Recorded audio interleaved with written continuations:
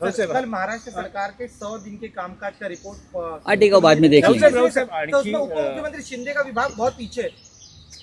वो गांव में बैठते हैं ना जाकर, उनका मंत्रालय दरे गांव में है ना, तो उधर से रिपोर्ट लेना चाहिए गांव से। उधर है, नहीं तो गुवाहाटी में जो कामाख्या मंदिर है ना, उधर से रिपोर्ट लेना चाहिए उनका काम का क्या है, कामकाज का। ये सब काम करना काज के, नौमन अनाज के, ऐसे मंत्री है। हाँ, राहुल साहेब, महाराष्ट्रातला पालकमंत्र्यांचा विषय आहे। रायगडच्या पालकमंत्रीपदावरून अजूनही धुसफूस थांबलेली नाही।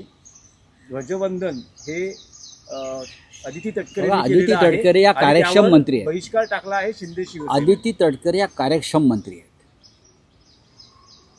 युवा नेतृत्व आहे या महाराष्ट्रातले, ठीक आहे, राजकीय मतभेद आहेत, त्या कार्यक्षम मंत्री आहेत। रायगड जिल्ह्याच्या जिल्हा परिषदेचं अध्यक्षपद त्यांनी भूषवलं, त्यांना जिल्हा पूर्णपणे माहिती आहे। त्या संयमी आहेत, त्या भ्रष्ट नाही।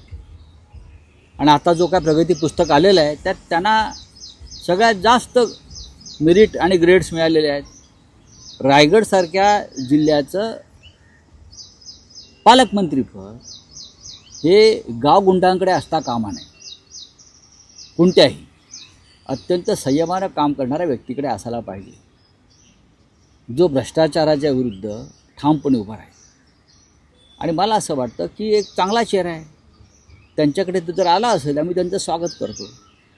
प्रगती पुस्तकाचा जर विषय काढायला गेलं तर त्यात मुख्यमंत्री आणि उपमुख्यमंत्र्यांची खाती ही सगळ्यात खालच्या क्रमांकावर दिसते। हो, पण ते परीक्षेला कुठे बसतात? ते कॉपी करून पास झालेले लोक आहेत ना, त्यांना यावेळेला कॉपी करायची संधी मिळाली नसेल। ते काय मेरिटवरती आलेत का मुख्यमंत्री पदावर? आता या प्रगती पुस्तकात जर EVM असतं तर कदाचित त्यांना वरचा नंबर मिळाला असता। चला, थँक्यू।